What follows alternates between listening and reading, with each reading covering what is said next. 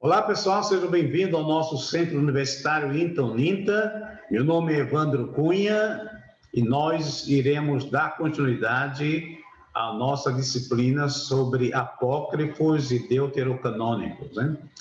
E, logicamente, como nós já falamos na aula anterior, nós estamos abordando aqui os, digamos assim, a corpora que aparece nas versões contemporâneas da Igreja Católica, né? Nós mencionamos na introdução que existe muitos, quase 50 apócrifos do Antigo Testamento, quase 100 do Novo Testamento.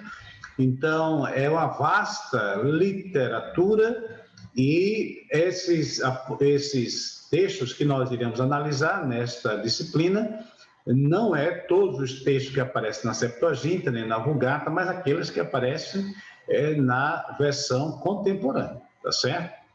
Então, vamos lá. Hoje nós iremos conversar sobre o livro de Tobias, que é do Deuterocanônico, que eu tenho um apreço muito grande, que tem uma mensagem muito interessante de fé, de esperança, de amor, de fidelidade, de amor ao próximo, sobre relacionamentos familiares. Enfim, é um livro que eu convido você a deixar um pouquinho o seu preconceito, se por acaso houver, como protestante, né, e estudar esses livros, né? Eu acho que é uma grande lástima a gente não estudar isso nos seminários, né? Eu agradeço a Deus porque aqui no nosso centro universitário existe esse espaço, já que se trata-se de uma instituição interconfessional. Tá certo? Então, vamos lá. Nós falamos também da importância desse livro para você compreender livros do Antigo Testamento, como o livro de Daniel, por exemplo, que é um livro profético, mas sem o Macabeus e sem outros livros do Antigo, do Deuterocanônico, né, ou aquele que eu chamo de literatura paracanônica, fica difícil você compreender toda aquela linguagem, né?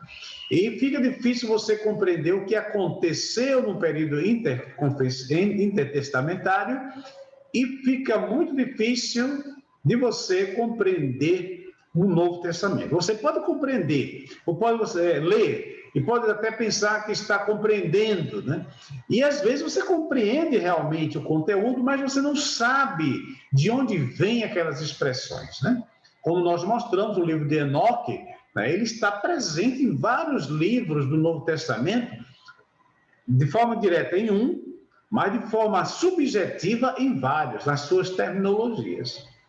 Então, é importantíssimo para um estudante sério, né? Aqueles que querem ser superficiais, né? Então, paciência, né?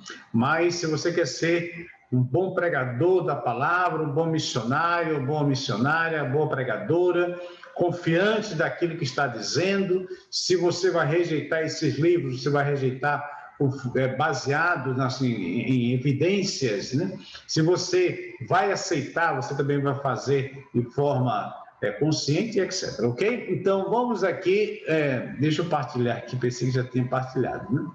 Deixa eu partilhar com vocês aqui, vou partilhar a tela toda, porque caso eu precise usar ali o Bibleworks, né? Então, pessoal, desculpe, nós já mencionamos essas fontes, né, da Bíblia de Jerusalém, a Bíblia Pastoral, o livro, né, que é a nossa base, né, do Leonardo Rosp, né, e o Bibleworks, que é um programa que é o melhor programa, infelizmente deixou de ser fabricado, né, mas você encontra na internet até para adquirir e etc. Bem, vamos lá. Deixa eu colocar aqui em tela cheia, né? Vamos falar sobre o livro de Tobias. Aqui vocês têm uma espacialidade, né? Tem uma ideia de onde ocorre esse drama, né? Essa narrativa. Aqui está a cidade de Nínive, né? Que é uma cidade importantíssima para os estudos do Antigo Testamento. E nessa área aqui estaria o Império Medo-Persa, né? Aqui embaixo você tem o Império Babilônico, etc. Então, ocorre nesse pedacinho aqui de terra, é onde está ocorrendo estas coisas. Tá certo? Então, avante aqui. O livro de Tobias conta a história de duas famílias de judeus, aparentadas, que moravam fora da terra de Israel. Lembrando que é um período, Tobias pertence às 10 tribos, né, que foram levadas lá do norte de Israel. Tobias morava em Nínive, na Síria, com Ana, sua esposa, e os filhos Tobias. Raguel e Edna, sua mulher, e Sara, sua filha, moravam em Ecbatana, na Média. Edna era irmã de Tobias. Sara era atormentada por um demônio que matou os 7 maridos, com quem foi sucessivamente se casando, antes da consumação dos matrimônios. Deus atendeu às orações de Tobias e de Sara, e enviou o anjo Rafael para resolver a situação. Tobias, acompanhado de um amigo, o anjo Rafael, viaja para Ecbatana, onde conhece a prima Sara. Os dois acabam por se casar. Na noite de núpcias, Tobias, seguindo o conselho de Rafael, espanta o demônio e o matrimônio é consumado. Pessoal, aqui, logicamente, de forma bem sintética, né? Para que você possa entender aqui o enredo geral, né? Quais são as intenções do autor e também da obra em si? Geralmente, em estudos literários, nós falamos de 3 intêncios, né? A intenção, de 3 intenções. A intêncio autores, a intêncio operis e a intêncio lectores, né? Que está no campo da hermenêutica. Nesse caso aqui, para você entender o que nós estamos dizendo, é que nos estudos literários, principalmente os franceses, se usa a seguinte máxima, né? Que quando você escreve um livro e você edita este livro, naquele momento que você editou, que você tornou público, pode ser que você não faça em formato de livro, mas que ele se torne público, seja um texto na internet ou um texto impresso, acontece o nascimento do texto, ou o nascimento do livro, e a morte do autor. Por que a morte do autor e o nascimento do livro? Porque, segundo esses teóricos, no momento que você edita o seu material, você perde o controle semântico dele. Ou seja, as pessoas podem ler e entender o que você quis dizer, e pode ler e entender coisas que você não quis dizer, né? E pode até ser que depois dela ter dito essas coisas que você entendeu no seu livro, que você não quis dizer, pode ser até que aconteça de você mesmo visitar o seu livro e você perceber coisas ali que são novas. Poxa, eu escrevi isso aqui, não foi pensando bem nisso, mas realmente pode também significar isso, né? Então, isso é muito interessante, pessoal, porque essa relação da intêncio autores, da intêncio operis e da intêncio leitores, né? Como o leitor pode ter a compreensão bem singular daquela obra. Então, o autor, no nosso caso aqui, segundo a Bíblia Pastoral, o autor está preocupado em apresentar o exemplo de um judeu justo e fiel a Deus, mostrando que a verdadeira sabedoria, caminho para a felicidade, consiste em amar a Deus e obedecer a sua vontade, que serão os mandamentos, né? As mitzvot. Aconteça o que acontecer. Para que foi escrito esse livro, né? Intêncio, né? Aqui é intêncio autor e é intêncio operis. Sabemos que nesse tempo o Império Grego dominava todo o Oriente Médio, embora a história esteja se referindo ao Império Assírio, né? Mas como foi escrito, como a versão que nós temos grega, né? Os formatos que nós temos, né? Então pode ser até que esse material seja também uma espécie de metáfora, né? Para as expressões que os judeus passaram no período persa, aliás, no período grego, porque o período persa foi um dos melhores períodos aí em que os judeus estavam debaixo da dominação estrangeira, mas que gozaram de liberdade religiosa e até mesmo de privilégios, né? Que boa parte de Jerusalém, do templo, foram financiados por recursos da Medopérsia, né? Ok? Então, avançando aqui. Além do domínio político, aliás, e da exploração econômica, os povos dominados sofrem a influência da cultura, religião e costumes gregos, ficando ameaçados na própria identidade. A gente vai ver isso de forma bem clara lá no livro de Macabeus, né? Então, você tem aqui um esboço simplificado do livro. Tobit e a sua família em Nínive, nos primeiros capítulos, descrevem Tobit como sendo ali um homem justo, um homem íntegro, que está ali com a sua família, e ele tem como característica sepultar judeus que são executados pelo Império, né? Pelo Império Assírio. Vocês lembram que os assírios eram conhecidos pela sua crueldade, né? Há algumas evidências, alguns historiadores colocam os assírios como o inventor da tortura da cruz, né? Para vocês terem uma ideia, né? Então, havia algumas leis assírias, né, dependendo do governante, de que quando os assírios executavam alguém, então o corpo dessa pessoa tem que ficar ali, né, para ser devorado pelas aves, né? E Tobit, melhor dito, Tobit, ele quebrava essa regra e escondido ele ia lá, pegava esses corpos e enterrava, né? E ele era criticado até por outras pessoas que viam aquilo e sabiam que poderia colocar em risco, né, a harmonia daquelas comunidades, tendo em vista de que esse cativeiro, tanto assírio como babilônico, medo-persa e grego, eles não foram aqueles cativeiros igual ao cativeiro do Egito, né, de trabalhos forçados, etc. A não ser alguns grupos que sofreram isso aí, né? Bem, então, Tobias fazia isso, e é interessante que um certo dia ele está em sua casa, uma tarde, e vem uma ave e faz a sua necessidade fisiológica, e cai as fezes em cima do Tobias, de forma especial nos olhos de Tobias, né? A falta de sol. E aí o autor já começa a falar do sofrimento do justo, né?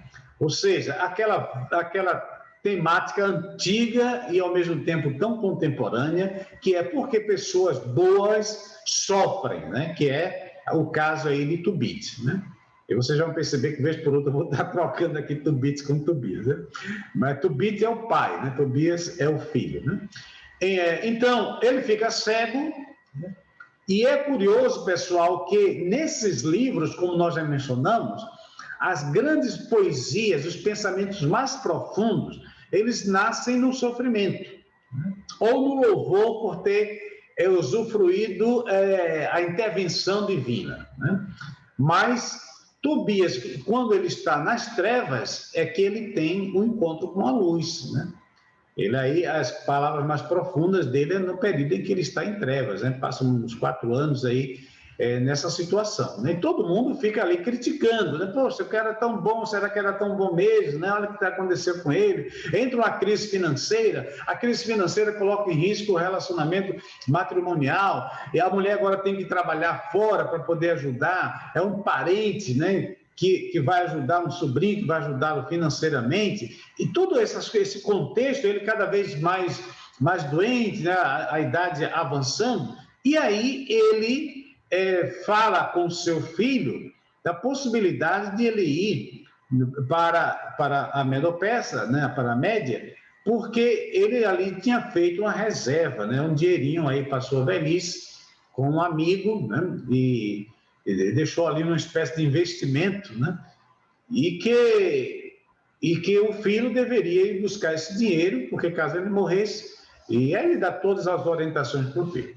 E bem, enquanto o Tobias está no seu sofrimento, né, em Nínive, nas trevas, literalmente falando, né? No outro lado, Sara e a sua família em Ecbatana, ela está também nas trevas, né? Porque o grande drama de Sara acontece dentro do quarto, né? Ali na escuridão da noite do quarto. É ali onde o demônio vai atormentar Sara e vai matar os seus maridos, né? Os seus maridos que ela contrai o casamento e o casamento nunca é consumado, né? E isso cria polêmica, né? Até mesmo os servos da casa começam a discutir com ela e dizer que ela tem parte com o demônio, etc, etc. Né? Então, isso aqui é interessante porque o enredo vai girar em torno desses dois dramas, né? E nesses dois dramas você vai encontrar a questão da injúria, que a gente vai mencionar isso depois aqui na análise literária. A questão da injúria. Os dois estão sofrendo por coisas que eles não cometeram. E isso vai ser uma teologia que vai permear toda a Bíblia, todo o restante do Antigo Testamento, como também do Novo Testamento, o sofrimento do justo, né? Então, Deus atende às orações de Tobit e também às orações de Sara. Depois, Deus envia o anjo Rafael, que é um anjo que se disfarça, né, de um homem chamado Azarias, né, se não estou equivocado, é Azarias. E aí dá pano para manga para os protestantes quererem dizer, olha aqui, que nós já mencionamos sobre isso, né? Que olha aqui o anjo enganando a Tobit, né? Como é que o anjo pode enganar, etc. Nós já mostramos isso na introdução, né? Que essa ética do Antigo Testamento é muito mais elástica que a nossa ética, e a gente vai mencionar isso depois, né? Tobias e Rafael viajam até a Média, né? O anjo se disfarça aí de um judeu, e lá na Média acontece o casamento de Tobias com a Sara, e o anjo cura a Sara, né, do tormento do demônio, o casamento se consome, o anjo Rafael vem com Tobias e acontece a cura também de Tobit, né? E aí a família se restabelece, ou seja, um final feliz, né? Um final feliz, e tem ali palavras proféticas acerca de Israel e etc. É um livro maravilhoso, viu, pessoal? Eu aconselho você a ler com bastante carinho. Bem, aqui nós vamos falar um pouquinho sobre a questão da crítica textual do livro, a transmissão de como esse livro chegou até nós. Esse é o objetivo da crítica textual. O livro existe entre 3 recensões. Eu já falei para vocês que o autor aqui, ele escreve como pressupondo que você já conhece bem a crítica textual, pelo menos os rudimentos, ou pelo menos a terminologia. Lembrando que isso aqui é preparado para estudantes de teologia na Alemanha, né? E o quadro é bem diferente, né? Mas nós esperamos que, se você já tiver feito aí uma introdução geral à Bíblia, você já deve estar familiarizado com algum desses termos, né? Então, recensões aqui é como se fosse uma edição, tá ok? É um termo da crítica textual. Ele vai usar vários termos aqui como se você já conhecesse, né? Então, ele diz que existem, digamos, 3 edições. Uma mais longa, do Sinaítico, olha aqui, ele já fala também como se eu conhecesse. Sinaítico aqui é o códice sinaítico. E o que é um códice, professor? O códice é diferente do rolo, né? Do rolo de manuscrito. O códice ele já tinha um formato parecido com o de livros, né? Porque eles já eram folhas em cima de folhas, né? Então, é o precursor do livro que nós temos aí, que desenvolve na Idade Média, né? Então, uma recessão ligeiramente mais breve e remanejada no alexandrino significa no Códice Alexandrino, né? Que é uma coleção, aí, uma versão do Antigo Testamento. E no Vaticano, que é o Códice Vaticano. Ele está falando aqui como se estivesse falando com seus pares, né? E nos códices minúsculos, 44, 106 e 107, que contém um texto especial, né? Ou seja, o que é esses textos especiais? São aquilo que a gente chama de variante textual, né? Variante textual. A tradução da Vetus Latina, a Vetus Latina é a versão latina anterior à Vulgata, né, de São Jerônimo, né? que segue essencialmente o sinaítico, ao passo que São Jerônimo traduziu o texto da Vulgata a partir de um manuscrito aramaico que vertia para ele em hebraico, que alguém vertia para ele em hebraico, e daí terem resultado algumas discrepâncias, especialmente no início. Pessoal, tanto a Septuaginta como a Vulgata, elas têm problemas sérios de fontes, né? Não se sabe, por exemplo, a Septuaginta, ela é uma tradução que não é a mesma da chamada família massorética, né? Dessa mesma que está lá em Qumran, né? Você pega a família massorética, seja o código de Alepo, ou seja o código de Leningrado, e você compara, né, com o que foi encontrado em Qumran, é praticamente o mesmo texto, né? Mas quando você compara com o texto da Septuaginta, você vai encontrar discrepâncias tremendas, né? E quando você compara com a Vulgata, você vai perceber que Jerônimo parece ter tido acesso a textos que não são dessa família ali, do pessoal, digamos, de Qumran, né, e etc., né? E nem tampouco também dos que deram origem à Septuaginta, né? Então, possivelmente havia outras fontes também, outros tipos de cópias, né, e etc. Pessoal, isso aqui é fascinante, né? Para a gente fazer, sou filólogo, eu acho maravilhoso isso, né? Mas é um estudo, assim, um tanto maçante às vezes, né? Mas é também fascinante, porque ele é muito importante para você compreender a dinâmica de como foi que esses textos chegaram até nós, ok? Então, a tradução siríaca, provavelmente feita por Paulo de Tella, segue o Vaticano, o Código Vaticano, enquanto a terceira tradução siríaca se aproxima da terceira recessão grega, ou seja, da terceira versão grega. Várias traduções hebraicas e aramaicas são da Idade Média, o que prova a popularidade que gozava a história de Tobias entre os judeus medievais. Por quê, pessoal? Porque os judeus medievais eles estavam também na diáspora, né? Em situação análoga àquela que Tobias e no caso também de Daniel, né, de Esther, passaram no exílio, né? Então, essa literatura trazia muita esperança, né, e muita sabedoria também para a comunidade hebraica que estavam no exílio. Uma tradução aramaica provém do século VII, segundo Dalman. Agora em Qumran, agora recente, né? Descobriram-se fragmentos de um manuscrito hebraico e de 2 aramaicos e, no entanto, não resolveram a questão de saber se o texto grego tem por base um texto hebraico ou aramaico, né? Esses fragmentos se aproximam do sinaítico. Aí você poderia, professor, mas qual é a importância disso, né? A importância disso, pessoal, primeiro, né, que a comunidade de Qumran possivelmente era composta de pessoas ligadas ao templo, né, ao sacerdócio e também ao movimento fariseu, né? É um movimento de fundamentalistas, né?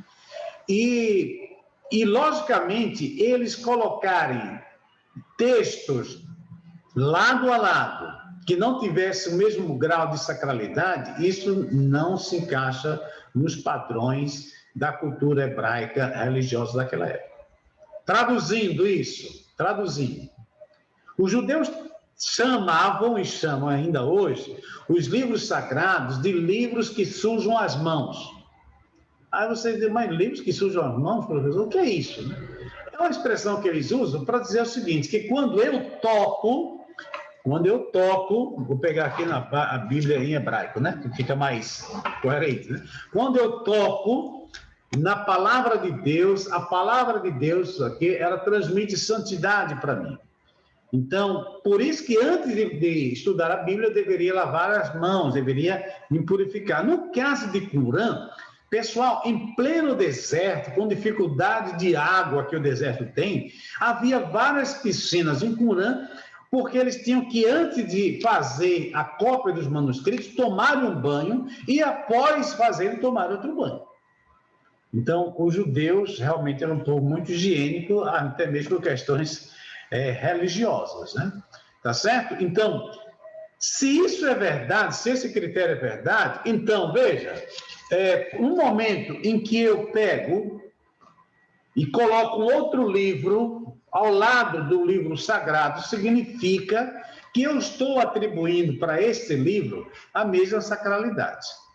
E isso tem incomodado muitos estudiosos, que até hoje eles têm encontrado esses livros juntos, né? Então, isso mostra que, para aquela comunidade, esses livros têm um peso de sacralidade, um peso normativo.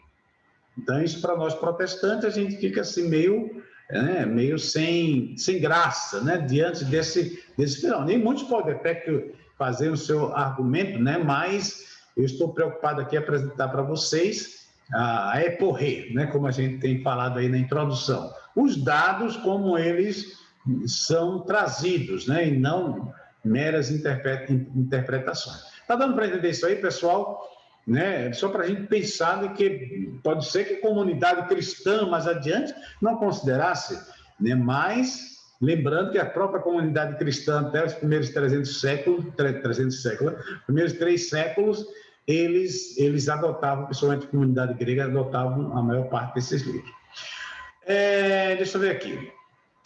Poderíamos dizer que o livro foi primeiramente redigido em aramaico e logo depois para o hebraico, e que essa tradução serviu de base para a tradução grega. A fraseologia e diversas particularidades da tradução grega se aplicam facilmente e se admite uma base hebraica que, evidentemente, conservou alguns aramaísmos. Aí você poderia dizer, professor, o que é isso?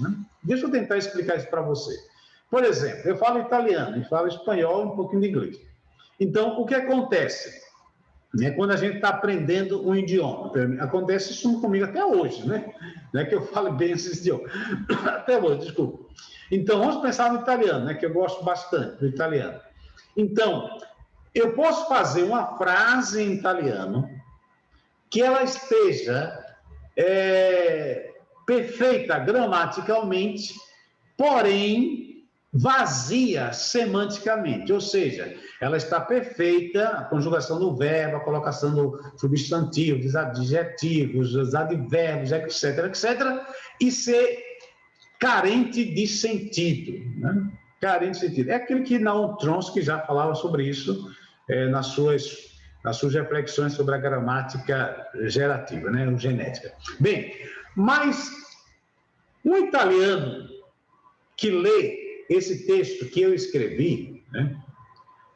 E eu, brasileiro, escrevendo em italiano, ele vai olhar aquele texto, ele vai entender o que eu estou querendo dizer, mas ele vai identificar que aquela forma de falar não é uma forma hispânica, não é uma forma árabe, não é um árabe que está escrevendo italiano, não é um indiano, que isso aqui é curioso, não é um chinês, né? Não é um chinês que está escrevendo, eles vão perceber isso, mas eles vão perceber que foi um brasileiro que escreveu. Isso um professor de literatura, ele vai identificar isso facilmente.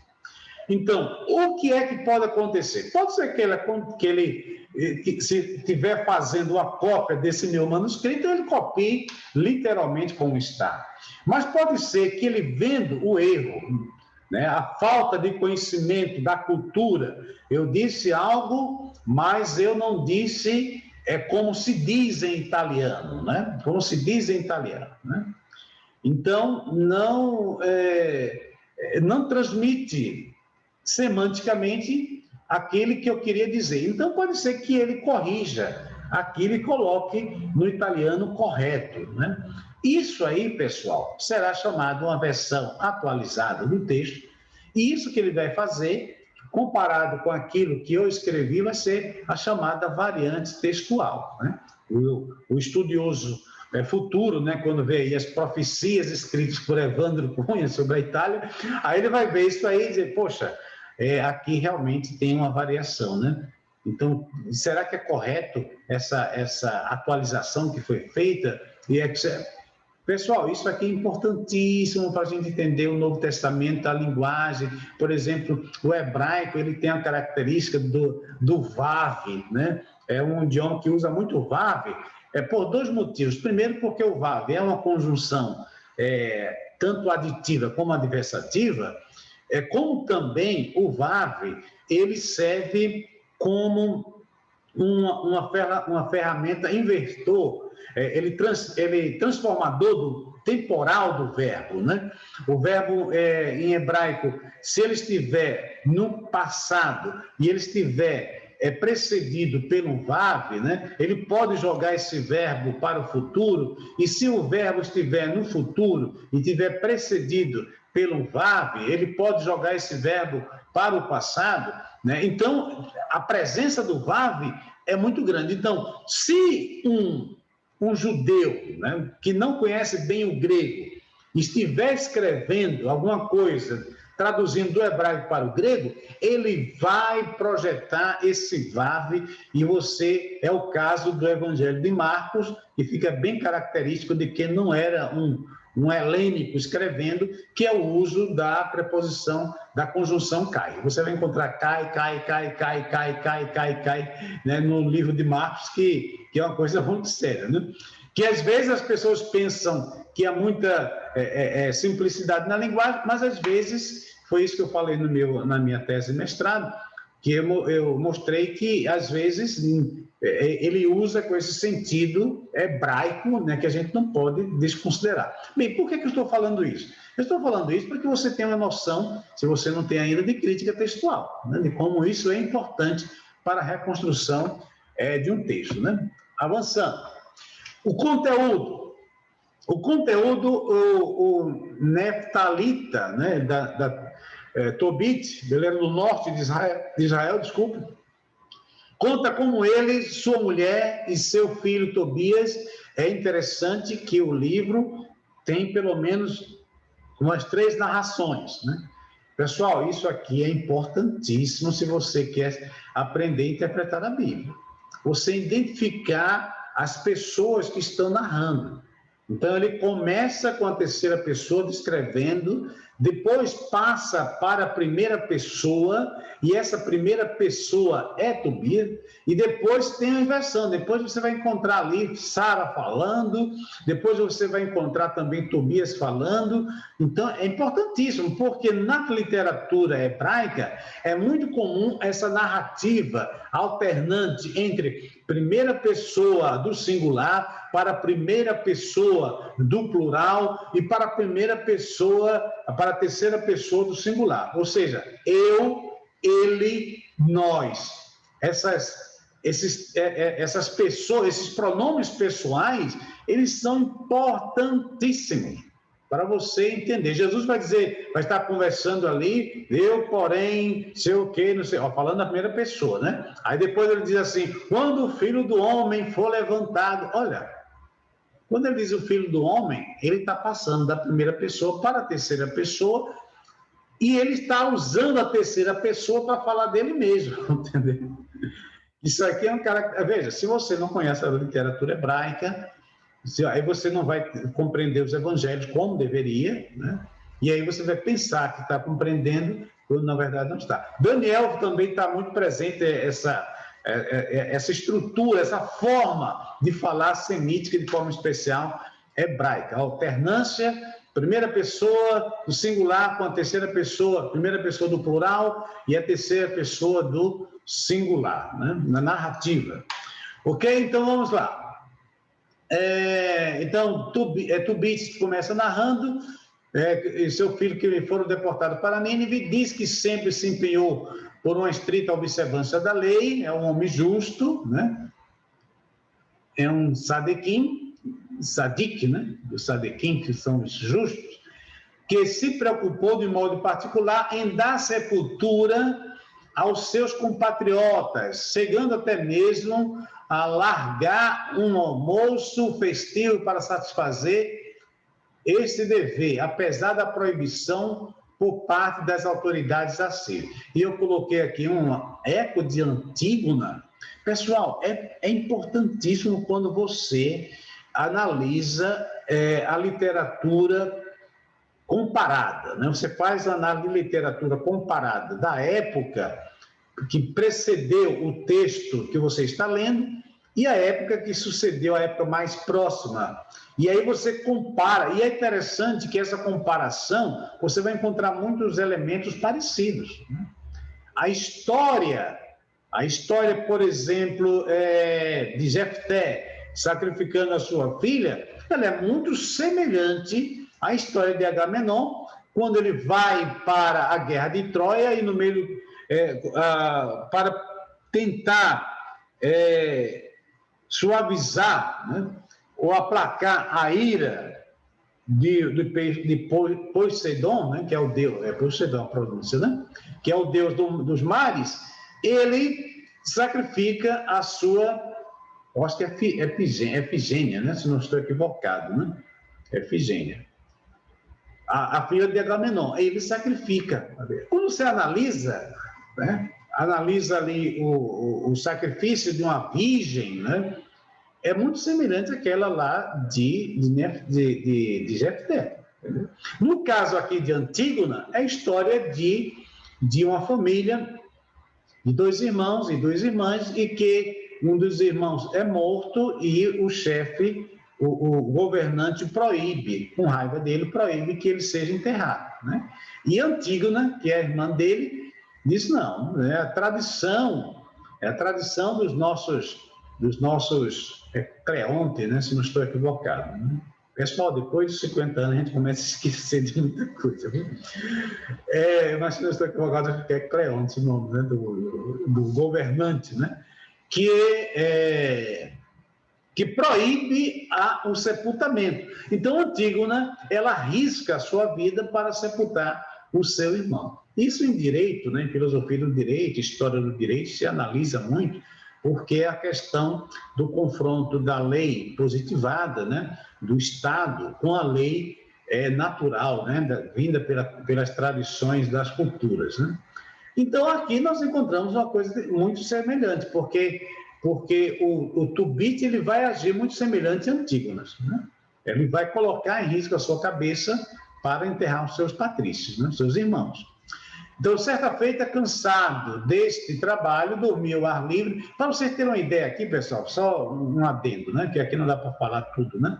Mas, olha, quando ele está num sábado, tem um relato aqui logo no introdutório, ele está no sábado, quando ele toma conhecimento de que alguém foi executado, e ele traz o corpo dessa pessoa para dentro de casa, coloca no quarto e espera passar o sábado, e ele diz, depois do pôr do sol, né, ele vai enterrar a pessoa.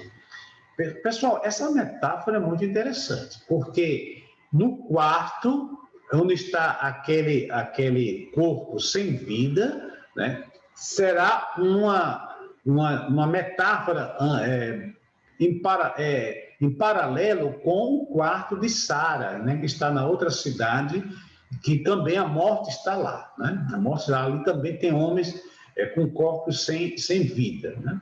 Mas é muito interessante também porque tem uma similaridade simbólica, cristológica, né? Por isso que talvez os cristãos primitivos gostassem dessa história, porque dá para você fazer aplicações aí cristológicas bem interessantes, entendeu? E é muito curioso também porque quando você analisa esse procedimento de Tobias em guardar um corpo dentro do quarto para passar o sábado, né? E depois, né, fazer o preparativo, né, porque tem que preparar o corpo, né, é muito semelhante àquilo, a questão lá das mulheres, né, do sepultamento, só que o corpo de Jesus está num quarto que, na verdade, é uma sepultura, né. Bem, eu creio que talvez sejam esses elementos que os cristãos primitivos gostassem dessas histórias, porque dá margem aí de você fazer reflexões cristológicas muito fortes acerca disso, né? E Tobias é aquele que vai sofrer, Tubit, né? Ele vai sofrer por fazer o bem, né? Por fazer o bem. Então é uma coisa muito interessante. Certa feita, cansado desse trabalho, dormiu ao ar livre quando a andorinha deixou cair excremento nos seus olhos e, em consequência disso, ele perdeu a vista. Na mesma época, em Ecbatana, Sara, filha de Raguel, era humilhada profundamente por sua criada, que a culpava de ter causado sucessivamente a morte de cada um dos seus 7 maridos. E é curioso aqui também, pessoal, essa questão dos 7 maridos, né? Que a mulher que matou os 7 maridos com aquilo que alguém, que um samaritano chega, né? Para Jesus, né? E chega lá para Jesus com aquela história, né? Um samaritano não, aliás, um saduceu, né? Que não acreditava em ressurreição, e chega com aquela história, né? Uma mulher que tinha 7 maridos, né? E todos morreram, e na ressurreição ela vai ficar com quem? E é curioso que essa história aqui tem um arcabouço literário muito semelhante com aquilo que vai ser contado lá, né? Eu estou falando isso aqui, pessoal, porque isso aqui é importantíssimo do ponto de vista literário, né? Deixa eu ver mais aqui. Atendendo os rogos, deixa eu ver aqui. Atendendo aos seus rogos, Deus envia o anjo Rafael para cuidar de Tobit e de Sara, né? O pai, Tobit, resolve mandar seu filho Tobias para cobrar uma certa quantia de dinheiro que ficara depositada com Gabael, na média. Rafael se apresenta com o nome de Azarias, um patriota da mesma tribo, para acompanhar, né? Porque eram viagens perigosas, né? Embora já nessa época já tivesse todo um sistema de proteção de estradas, né, governamentais, mas não impedia, né, dos assaltos, etc. O companheiro aconselha Tobias a apanhar um peixe e guardar o fel. Pessoal, perceba agora o paralelo com o livro de Jonas, né? Perceba o paralelo com o livro de Jonas, porque a cidade de Nínive, a questão no caso aqui é o rio Eufrates, né, que ele menciona, e no caso lá, Eufrates é o Tigre, né? Agora eu não estou bem certo, viu, pessoal? E no caso de Jonas é o mar, né? O mar Mediterrâneo, e o elemento do peixe, né? Também é elemento do peixe. São coisas interessantes, né? Como essas imagens aparecem aí em outras narrativas, né?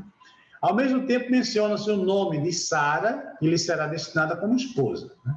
Logo à chegada de Ecbátana, Tobias pede a mão de sua prima Sara, e graças ao fígado e ao coração do peixe, que põe a queimar na noite de núpcia, transcorre sem incidente, né? Porque a fumaça neutraliza a ação do demônio Asmodeu. Pessoal, eu já mencionei isso aqui na introdução, muita gente acha isso aqui, poxa, por que isso está... É por isso que não está na Bíblia, porque é uma espécie de magia, não sei o que mais. E eu mencionei naquela ocasião que se você olhar a forma como Jacó usa a varinha para fazer com que os seus animais nascessem listrados ou não, aquilo ali é uma espécie de magia da época, né? É uma espécie de simpatia da época. Quando os judeus vão separar a terra, vão dividir as terras, quando chegam na terra prometida, eles lançam sorte. Eles lançam sorte, quer dizer, vamos aqui, como fosse um dado, né? Quem tira tal número vai... Veja, isso aí, de certo modo, é um tipo de simpatia. No Novo Testamento, quando vão escolher o substituto de Judas, eles usam também esse tipo de simpatia. Lançaram sorte, e a sorte caiu, e cá entre nós, né? Esse Matias lá que aparece, né? Praticamente some, e quem vai ser o grande personagem no livro de Atos é a pessoa de Paulo. Dá a entender o texto que quem Deus escolheu realmente para ocupar o lugar de Judas foi Paulo, né? E não Matias. Mas bem, fica aí a critério para que cada um pense aí de acordo com o seu conselho. Mas eu quero colocar esses dados. No caso também do Evangelho de João, diz que no capítulo 5, né, que o anjo mexia lá nas águas, pelo menos era uma crença que havia na época, e as pessoas que entravam ficavam curadas, né? Jesus, quando realizou milagres de cura de cego, 2 vezes ele usa algo muito estranho para curar um cego. No primeiro momento, ele cospe nos olhos de um cego, né? E em outro momento, ele faz um lodo no chão, no barro, com saliva. É uma coisa também estranha. Por quê? Porque era a crença da época. Aliás, o barro a gente sabe que tem poder curador, mas não para curar uma visão de uma pessoa, né? E em outros séculos ele curou apenas com a palavra. Então, perceba, a gente tem que ter um cuidado quando vai fazer esse tipo de análise, né? Não, a gente vai rejeitar esse livro porque tem esse tipo de feitiçaria, não sei o quê, né? A gente tem que ter um cuidado para lembrar que a gente não pode cometer esses anacronismos teológicos, semânticos, culturais, porque não é justo você julgar um livro do Antigo Testamento à luz do Novo Testamento. Se você pegar a vida de Davi, a vida de Salomão, a vida de Sansão, a vida de Abraão, a vida de Jacó, e analisá-los pela ética de Jesus Cristo, todos esses homens estavam em pecado, talvez nenhum entrasse no céu. Nenhum entrasse no céu. A questão de sexualidade no Antigo Testamento seria motivo de escândalo hoje, né? Muitas igrejas, mas não, Davi tinha várias mulheres. Aquele caso lá de Batseba, o problema ali foi porque ela era casada. O conceito de adultério no Antigo Testamento não era um homem ter mais de uma mulher, mas era um homem se relacionar com uma pessoa casada. Se ele quisesse ter 1000 mulheres, no caso de Salomão, ele poderia ter. Então, veja, é muito interessante, embora a Moisés já tinha dito, né, que o rei não deveria cair nessa trápula, né? Moisés já tinha previsto isso aí, né? Moisés teve mais de uma mulher, os grandes homens da Bíblia tiveram mais de uma mulher. Então, perceba que você não pode analisar isso à luz, analisar o Antigo Testamento e à luz do Novo, né? Isso aí é um erro hermenêutico, metodológico tremendo, né? Deixa eu ver mais aqui. Tobias cura a cegueira do pai com o fel do peixe, segue-se uma grande festa. É interessante que as festas nessa literatura de exílio, elas são instituídas depois da intervenção de Deus, né? Isso aqui é interessantíssimo, pessoal. Ainda dá festa por qualquer coisa. Tem gente que faz festa até... Quando eu era criança, havia aniversário até de boneca, né? Aí tinha um tal de aniversário de boneca, né? Quer dizer, veja como as pessoas fazem... Hoje fazem festa, desculpe, para o cachorrinho, o gato. Agora, nesse exato momento que eu estou gravando, foi instituído aí no capitalismo, né, para vender coisas, chamado mensal, né? Porque tem o aniversário, que é o mensário, né? Aí todo ano, aliás, todo mês, as crianças fazerem festas aí para poder vender coisas, né? Pessoal, a festa bíblica, ela é o resultado da intervenção de Deus em nossa vida. O pai do filho pródigo deu uma festa não quando o filho saiu de casa, mas deu uma festa quando o filho retornou. A intervenção de Deus. Você vai encontrar aqui em Macabeus a história da festa da dedicação. Você vai encontrar na história de Judite, na história de Tobias. Você vai encontrar várias comemorações na história de Esther. Festas que relembram a intervenção de Deus na história do seu povo. Seria bom a gente pensar nisso quando quisermos dar uma festa, né? É uma festa de ação de graças, porque Deus nos agraciou com determinadas coisas. Isso é maravilhoso, né? Agora, fazer o aniversário de boneca é uma coisa assim, não bíblica, né?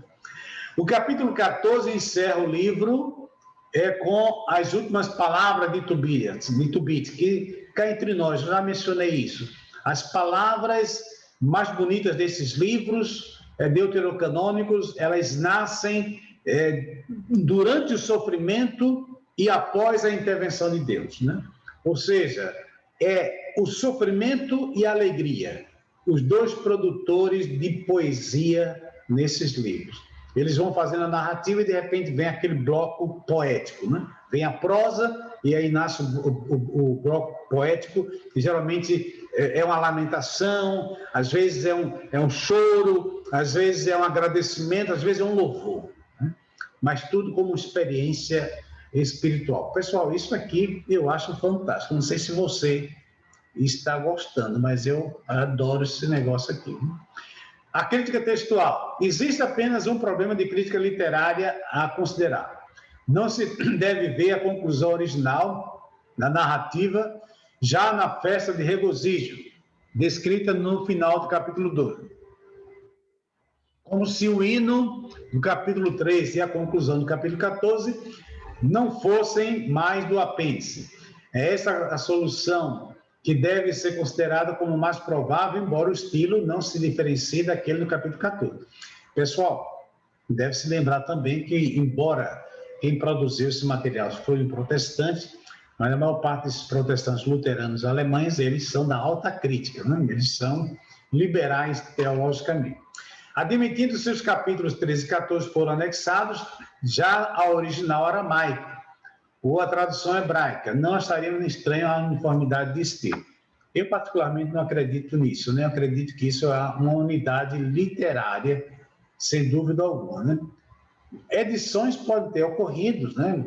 Acréscimos ou diminuições com o passar do tempo, mas o núcleo narrativo existe uma coerência, como ele mesmo aqui admite essa uniformidade de estilo, né? Época de composição e lugar de origem. O livro de Tobias é uma lenda, olha, eu tenho minhas dúvidas, não? Uma lenda edificante cujo valor histórico reside no fato de que ela nos revela um judaísmo que não rejeita os usos mágicos, apesar da estrita observância da lei. E, de fato, o desconhecimento da geografia da Mesopotâmia Oriental, eles chamam de lugares altos que são baixos, eles chamam de lugares baixos que são altos, né? Questões mínimas. É aquilo que eu falei, por exemplo, nos evangelhos lá está escrito em Jericó, que Jesus realizou um milagre na entrada de Jericó. Outro evangelho diz que foi na saída de Jericó. O evangelho diz que era um cego, outro evangelho diz que eram 2 cegos. Na cruz tem pelo menos 3 frases diferentes que foram colocadas na cruz. Quais das delas eram verdadeiras? Então perceba, pessoal, quando a gente tenta projetar a nossa forma de pensar histórico, a nossa forma de fazer história, meticulosa, racionalista, com a forma de registrar os eventos no passado, a diferença é grande. Porque a preocupação do historiador, entre aspas, historiador cronista, né, como a gente chama, do passado, não é com essa precisão de dados. Não é essa a preocupação, mas é a narrativa, é a grande história que é o mais importante. O mais importante não é o que está escrito na cruz, mas o mais importante é quem morreu na cruz. O mais importante não é se era um cego, ou se eram 2, se era na entrada ou se era na saída. O importante ali é um milagre. E quem está realizando o milagre? É assim que funciona a mentalidade bíblica, né? E o livro de Tobias está dentro dessa mentalidade, né? Deixa eu ver mais aqui. Devemos colocar sua data por volta do ano 200 a.C. e procurar o autor, talvez, no Egito ou na Síria Ocidental. Isso aqui é impossível de se saber, pessoal. Observação sobre o gênero literário e a história dos temas tratados. A narrativa lendária, volto a repetir, tenho minhas reservas. Pessoal, o livro de Jó é tido também na alta crítica como sendo lendário, e está na Bíblia. O livro de Oséias entra na mesma característica. O livro de Gênesis, os primeiros capítulos de Gênesis, muitos também colocam como sendo mitológico. Tá certo? Então, cuidado quando ouvir, a gente coloca aqui porque essa é uma matéria acadêmica, né? Temos que conhecer. A narrativa lendária assumiu máximas sapienciais, em capítulo 4, como sendo as últimas palavras de Tobit, e também no discurso de Rafael. Em 13, 2 a 22, foi incluído também o hino, a onipotência e a justiça de Javé, manifestada no passado, no presente e no futuro. Muito bonita essa parte, né? A narrativa é animada por palavras de bênçãos e orações, no estilo usual entre os javistas. Isso aqui é a chamada teoria das fontes, que eu não acredito, e que é uma teoria que a própria Bíblia de Jerusalém, na introdução, ali falando do Antigo Testamento, ela admite que a maioria dos acadêmicos hoje não acredita mais nessas teorias que eu acho que vocês devem lembrar como é que funciona isso aí, né? Que é a teoria javista, que usa muito o nome de Jeová, a teoria eloísta, que usa muito o nome Elohim, a teoria que é a teoria deuteronômica, que traz muitos textos falando do sistema cerimonial e do sacerdócio, e a teoria priest, né, que eles chamam a teoria P, que é a teoria sacerdotal, né? A deuteronômica tem a ver com rituais, né? Com repetições de leis, né? Com a segunda leitura das narrativas, né? E a segunda, no caso da teoria sacerdotal, teoria P, estaria relacionadas com as narrativas relacionadas com o sacerdócio em si. Pessoal, como eu falei, a Bíblia de Jerusalém, aqui na introdução, fala dessa crise nessa teoria. Eu espero que você também já conheça isso à altura dessa nossa trajetória, né? Que alguém já tenha passado isso para você, ou na introdução geral à Bíblia, que geralmente falamos. Eu creio que nós não temos matéria sobre crítica textual, mas em breve teremos. Mas ela ultrapassa os limites do usual ao assumir temas fabulosos e material estrangeiro. Incorpora a narrativa de Aicar. Aicar é um grande sábio judeu que é mencionado no livro de Tobias como sendo sobrinho de Tobias, parente de Tobias, e esse Aicar, ele aparece em Qumran e em outras partes, principalmente na Idade Média, pessoal, como um símbolo de um homem sábio, de um homem espiritual. É por isso que eu não acredito que esse texto tenha sido um texto inventado, porque está tratando de coisas que são comprovadas historicamente, no caso da existência de Aicar. E outra coisa, pessoal, antes da gente avançar, olha, quando você vai detectar uma mentira, as mentiras, geralmente, elas são compactadas. Elas são compactadas.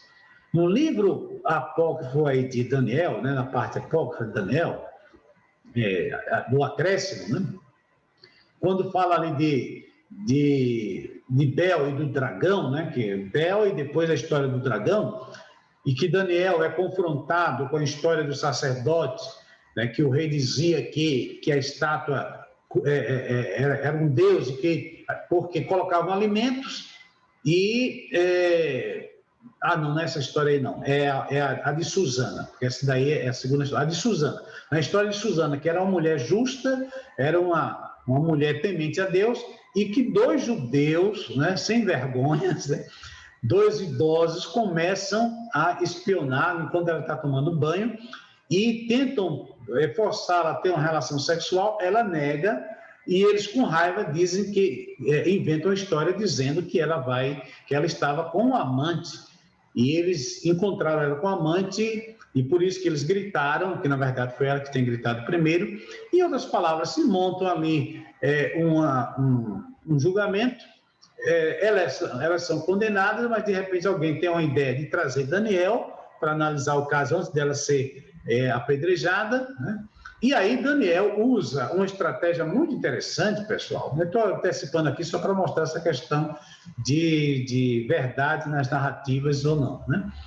E Daniel, ele contraria um princípio mosaico, que o princípio mosaico dizia assim, por boca de duas testemunhas, né, a pessoa seria condenada.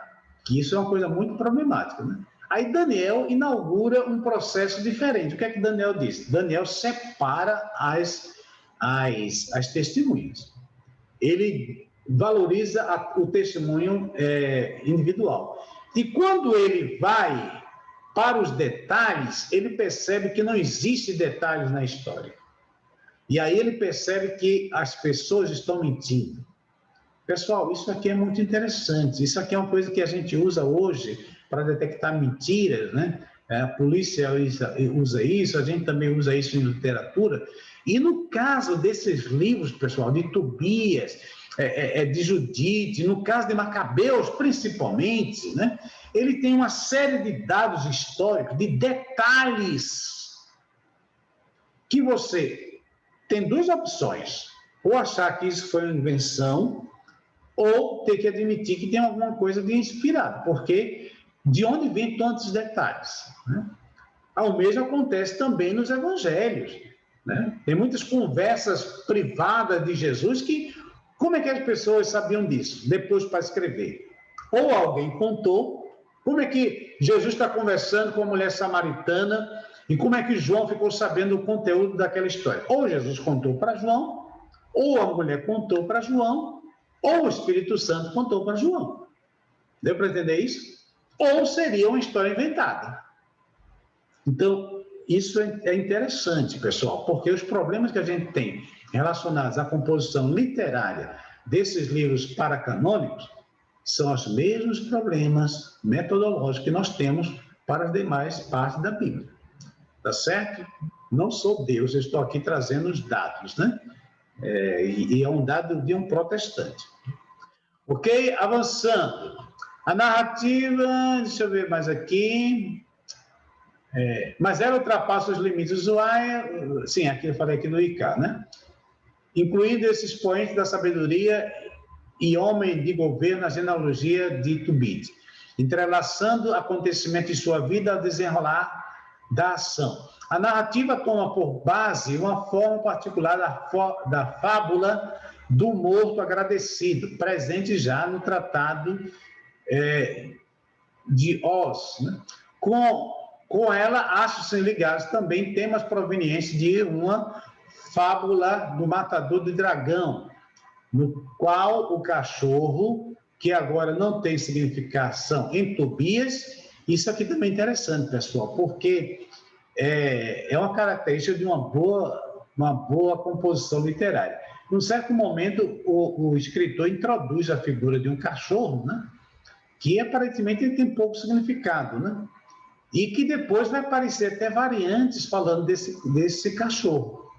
Por que eu estou mencionando isso? Porque isso é uma característica da genialidade do escritor, entendeu? Quando você estuda composição literária, você vai ver que os grandes escritores, de repente, eles introduzem algum objeto, uma caneta, alguma coisa, e essa coisa, de repente, começa a ter um significado próprio, certo? Ou dá margem a interpretações.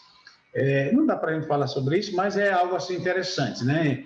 E no caso do cachorro que é introduzido aqui, é bem interessante. Quando eu li pela primeira vez, eu percebi isso aí, eu achei interessante. Né? Digo, olha aqui a criatividade do escritor. Né? Deixa eu ver mais aqui.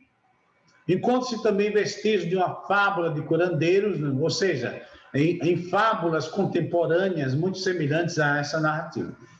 Já não é possível determinar se o autor foi o primeiro a recolher esse material ou se o recebeu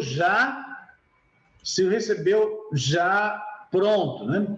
De uma tradição oral, ao perceber a ligação dos materiais utilizados. Pessoal, isso aqui é crítica textual e principalmente a crítica literária, que é uma diferença. Isso aqui é a parte da alta crítica, quando você analisa os conteúdos. A crítica literária, a crítica textual, ela está preocupada mais com o texto em si, né? Desde a sua materialidade e a sua transmissão, etc. Pessoal, por que isso aqui é importante? Ele está pegando aqui, mostrando que muita coisa que aparece no livro de Tobias aparece em lendas e histórias paralelas. Aí alguém que está vendo aí poderia desacreditar o valor histórico e espiritual de Tobias por causa disso. Você sabia que existe várias narrativas mitológicas muito semelhantes à de Sansão, por exemplo? Já percebeu o paralelo entre Sansão e Hércules? Aliás, o doutor Rodrigo Silva, aqui no Brasil, fez uma palestra aí no seu programa de televisão falando sobre isso. Né? Havia um programa de televisão falando sobre Hércules, que um dia eles colocaram Sansão e Hércules juntos. Sansão e Hércules juntos. Existe uma crítica muito grande na forma da mitologia egípcia e da mitologia indiana e da mitologia do Oriente Próximo com a pessoa de Cristo. Tem muitos mitos falando de um Deus com nascimento virginal, entendeu? Com 12 seguidores, com uma série de coisas. Né? Que quem Quem já leu alguma coisa sobre crítica textual do Novo Testamento deve ter já encontrado isso aí. Quer dizer, então os evangelhos não valem nada porque existem relatos paralelos, mitológicos. É interessante a gente pensar um pouquinho sobre isso, né? Tá ok? Então, você fizer uma comparação da mitologia grega, da mitologia egípcia, da mitologia indiana, com a elaboração, a composição dos evangelhos, você vai ter problemas para resolver, né? Significado histórico e teológico. A narrativa nos mostra um judaísmo que se distingue pela fiel observância da lei, onde o dever livremente assumido de não deixar um morto passar a noite em sepulcro, mesmo em oposição às ordens de um soberano pagão, tem grande importância. O jejum e a oração são apreciados nos meios de influenciar Deus. Não é só aqui, viu, pessoal? Tem muitos livros aí no Judite, Macabeus, no livro de Daniel, no livro de Esther, a presença da oração e jejum. O homem piedoso suporta os revés da fortuna. Pessoal, isso aqui é uma traduçãozinha, porque fortuna italiano significa sorte, viu? Que, na verdade, em português não é uma boa tradução isso aqui, viu? Não sei se o camarada pegou aqui alguma tradução italiana ou traduzido do alemão, porque aqui teria melhor sorte, né? Não a palavra fortuna, porque fortuna aqui no Brasil tem mais a conotação de recurso financeiro. Então, a mesma sorte de Jó, como a medida das provações está cheia, então chega o socorro de Deus, eventualmente de forma milagrosa. Deus pode se servir de seus anjos sob forma humana, lembrando que lá no livro de Hebreus, lá está escrito, falando sobre a hospedagem, diz assim que muitas pessoas receberam anjos em suas casas sem saberem que estavam recebendo. Então, isso reforça que essa questão de Rafael se disfarçar, né, de pessoa, não é uma coisa abominável que a gente deve se escandalizar e achar que isso aí contraria a teologia bíblica, né? Ok? Deus pode, se ver aqui, vamos avançar mais um pouquinho, ao lado de crenças dos anjos, surge também a crença nos demônios e em sua influência maligna, né, sobre o destino dos homens. Para vencê-lo, recorre-se a poderes misteriosos, de estranhos medicamentos, como o fígado, o coração e o fel de um peixe. Percebe claramente os pontos de contato com a medicina popular, recomendada ainda pelo Talmud babilônico, no Tratado de Shabat, né, do Shabat. Isto é, a magia é considerada benéfica e até mesmo é recomendada pelo anjo de Deus, e por isso mesmo permitida por um israelita, né? Até o Talmud também fala sobre isso, né?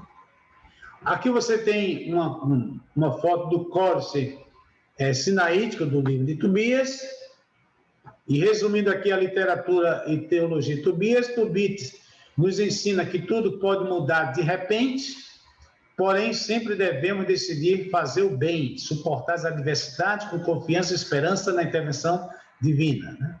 Isso aqui, na verdade, era Tobias. Eu falei para vocês que eu iria confundir aqui Tobias com Tobias, são parecidos, né? O mundo espiritual.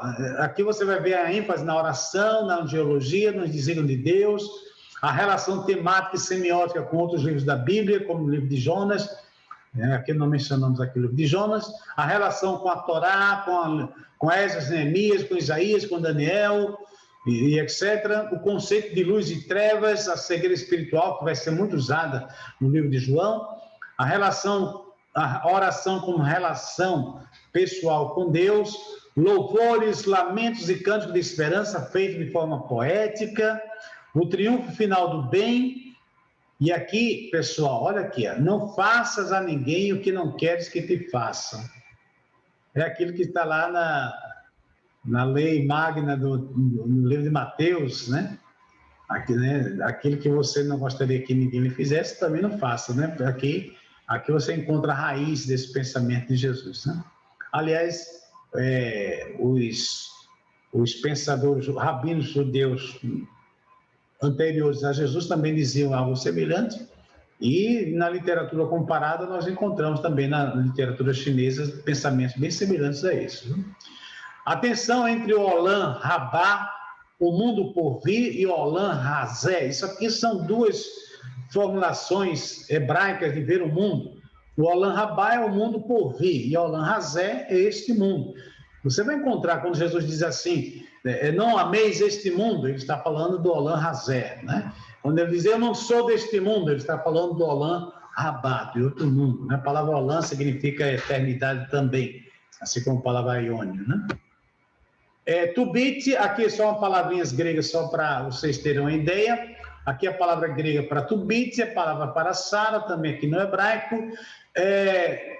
Onesdismos é a palavra grega para injúria e que vai ser aplicada também para a cristologia do Novo Testamento.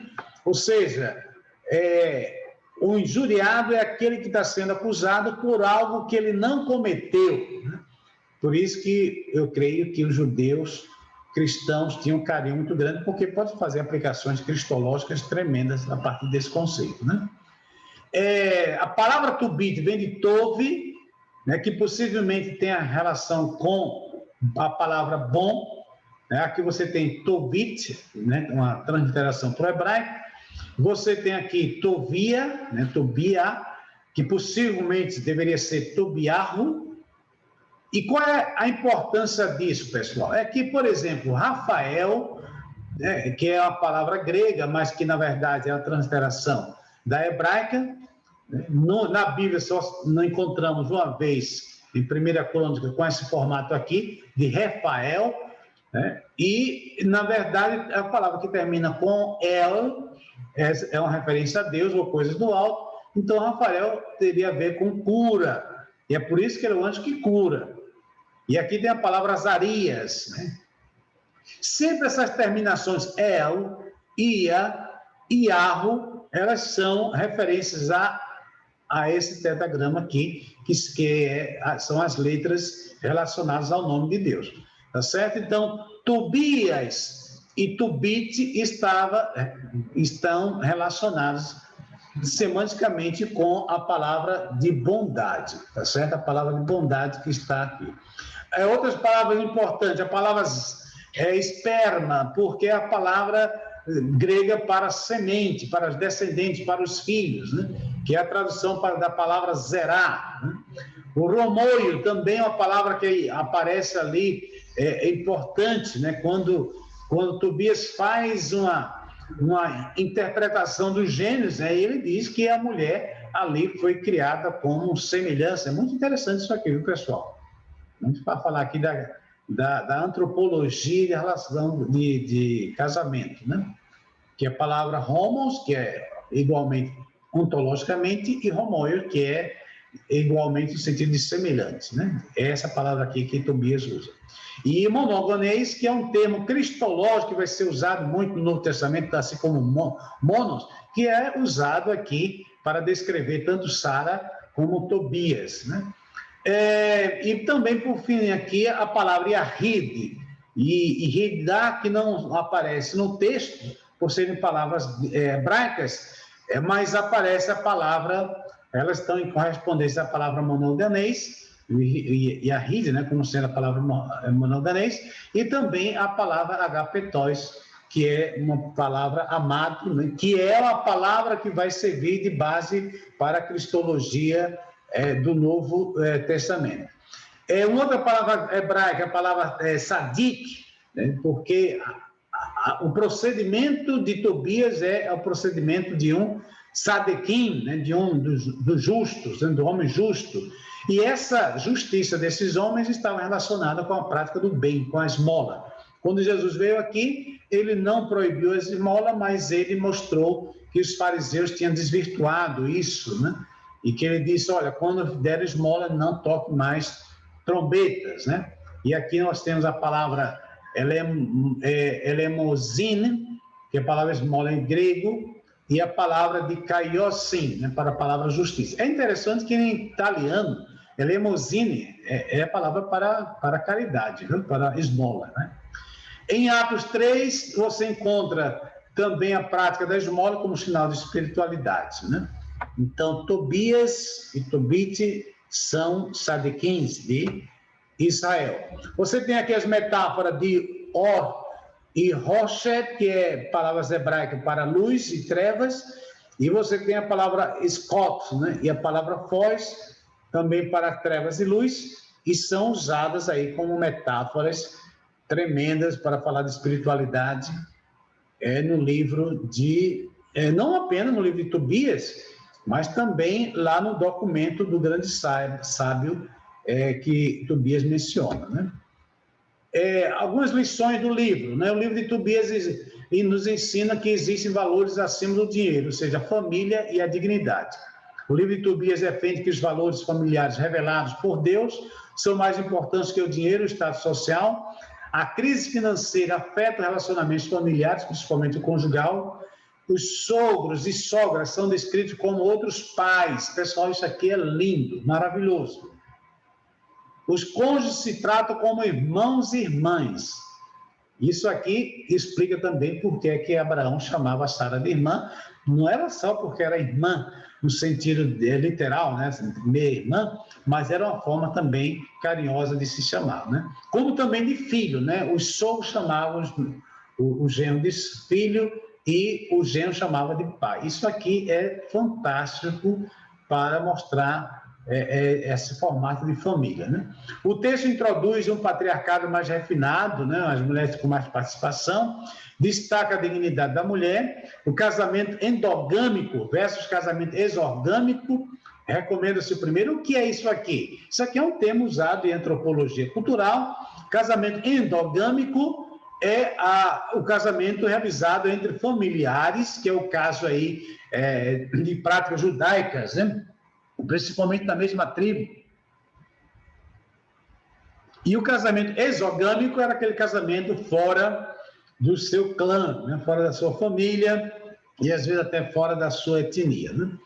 A história do pai é contada na história dos filhos. Aqui está errado, né? 2 filhos, faltou S. Que isso aqui é uma coisa da mentalidade hebraica. Se você ler Gênesis 37, verso 2, lá diz assim: esta é a Toledot, né? Esta é a história, é a genealogia de Jacó. Aí quando você começa a ler o verso seguinte, vem a história de José. Ou seja, a história de Jacó é contada na experiência de José. Ou seja, a história do filho revela quem é o pai. Pessoal, isso aqui é o fundamento da teologia do Novo Testamento, de forma especial do Evangelho de João. É o filho que revela o pai. Tudo aquilo que você quer saber acerca de Deus está na pessoa do filho. Quem conhece o filho, conhece o pai, disse Cristo. É justamente dentro dessa mentalidade judaica, né? A angústia provoca pensamento suicida. Tanto Tobit como Sara pensaram no suicídio no momento de crise. É precisamente com a identidade do povo judeu que o autor está procurando, principalmente dos que vivem fora da Palestina. Por isso o livro procura estimular, fortalecer a fidelidade e confiança, levando-os a redescobrir e revalorizar a fé, tradições e valores de Israel. A finalidade do livro, portanto, é ensinar. Destacam-se, entre outras coisas, a descoberta da providência divina na vida cotidiana, o anjo Rafael, a fidelidade à vontade de Deus, a lei, a prática da esmola, o amor aos pais, a oração, o jejum, a integridade do matrimônio, o respeito pelos mortos. O autor mostra, sobretudo, o homem justo não vive sozinho, está sempre acompanhado e protegido por Deus. Especificidade do livro, né? Problema de crítica textual, como nós já falamos, a questão de topografia, a questão também de algumas incoerências geográficas, mas nós já mencionamos isso aqui. Mencionamos também aqui, pessoal, vocês podem conferir, dar um pause aí no vídeo e ver aqui, por exemplo, que muitos protestantes dizem: olha, o anjo Rafael enganou Tobias, né? E você vai ver aqui que lá no livro de Reis, Deus, na época de Acabe, envia o anjo, e o anjo vai para enganar, né, Acabe, né?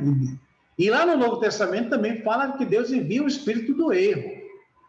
Isso aparece também lá na figura de Judite, que engana o general, né, de Nabucodonosor, Davi se faz de doido lá no campamento dos filisteus, Raabe engana os seus patrícios para poder salvar a vida dos espias, Esté omite a sua identidade, né, para poder se casar com o rei, e por aí vai. Tá certo? Vamos expandir a nossa compreensão. E aqui tem aquelas questões que nós já mencionamos, é um pouco a narrativa romanesca, né? Em literatura a gente chama de realismo fantástico, né? A mistura de dados históricos com algumas fantasias, pode ser que isso aconteça, e no final aqui, inspirado ou apenas uma literatura edificante, né? Então, apócrifos são deuteronômicos ou paracanônicos? O que é que você acha, de acordo com o estudo que você está tendo dessa literatura? Pessoal, um forte abraço. Eu recomendo, por favor, não deixe de ler esses livros para essa disciplina, porque não faz sentido você estudar livros apócrifos sem ler os livros apócrifos, tá ok? Então, um forte abraço e a gente se vê, deixa eu fechar aqui, pronto. E a gente se vê na próxima oportunidade para darmos continuidade ao nosso estudo, ok? Então, um forte abraço e fiquem com Deus.